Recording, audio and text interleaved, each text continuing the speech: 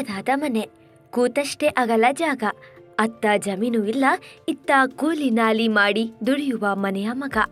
ಇದರ ನಡುವೆ ಮೈಕೊಡವಿ ನಿಂತ ಯುವಕ, ಸೇನೆಗೆ ಸೇರಬೇಕೆನ್ನುವ ಆಸೆ.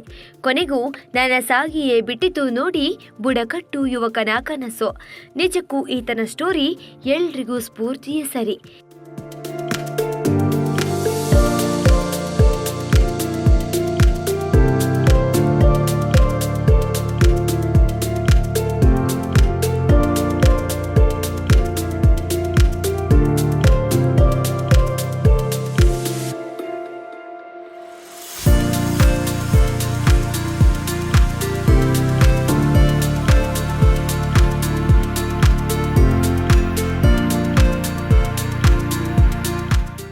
ಎಸ್, ಹೀಗೆ ದೇಹ ದಂಡಿಸುತ್ತಿರೋ ಈ ಯುವಕನ ಹೆಸರು ಗೌತಮ್ ಸಿದ್ದಿ.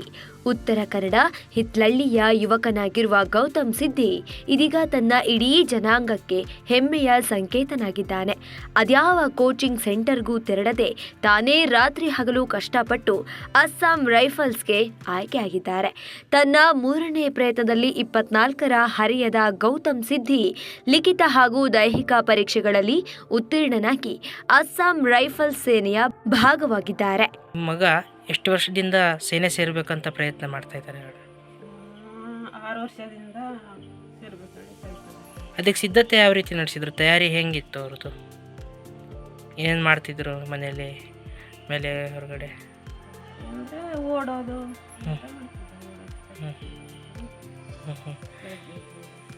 ಸಾಯಂಕಾಲ ಓಡೋದು. ಓಕೆ. ಸೇನೆಗೆ ಸೇರಬೇಕೆನ್ನುವ ಉದ್ದೇಶದಿಂದ 2017ರಿಂದ ಗೌತಮ್ ಹಗಲು ರಾತ್ರಿ ಕಷ್ಟಪಟ್ಟಿದ್ದಾರೆ. ಇನ್ನೆರಡು ವಾರದಲ್ಲಿ ಇಂಡಿಯಾ ಮಯನ್ಮಾರ್ ಬಾರ್ಡರ್ಗೆ ಸಿದ್ದಿ ಬುಡಕಟ್ಟಿನ ಯುವಕ ತಲುಪಲಿದ್ದಾರೆ. ಇರುವಾಗಿಂದನೂ ಅದೊಂದು ಆಸೆ. ಪ್ರೈಮರಿ ಸ್ಕೂಲಿಗೆ ಹೋಗ್ಬೇಕಾದ್ರಿಂದ ನನಗೊಂದು ಆರ್ಮಿ ಸೇರಬೇಕು ಅನ್ನೋ ಒಂದು ಛಲ, ಕನಸು. ಅದು ತುಂಬಾ ವರ್ಷಗಳ ನಂತರ ಒಟ್ಟು ಈಗ ನೆರವೇರಿದೆ. ಒಟ್ಟು ಎಷ್ಟು ವರ್ಷದ ಪರಿಶ್ರಮ ಇದೆ ಸರ್ ನಿಮ್ಗೆ ಇದರಲ್ಲಿ?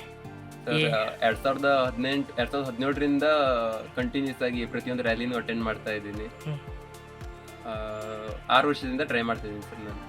ಸಶಸ್ತ್ರ ಪಡೆಗೆ ಸೇರಿ ದೇಶ ಕಾಯಲು ಹೊರಟಿದ್ದಾರೆ. ತನ್ನೆರಡು ಪ್ರಯತ್ನಗಳು ವಿಫಲಗೊಂಡಾಗ ಇನ್ನಷ್ಟು ಪುಟಿದೆದ್ದ ಗೌತಮ್ ಸಿದ್ದಿ ಸಾಧನೆ ನಿಜಕ್ಕೂ ಯುವಕರೆಲ್ಲರಿಗೂ ಸ್ಫೂರ್ತಿಯೇ ಸರಿ.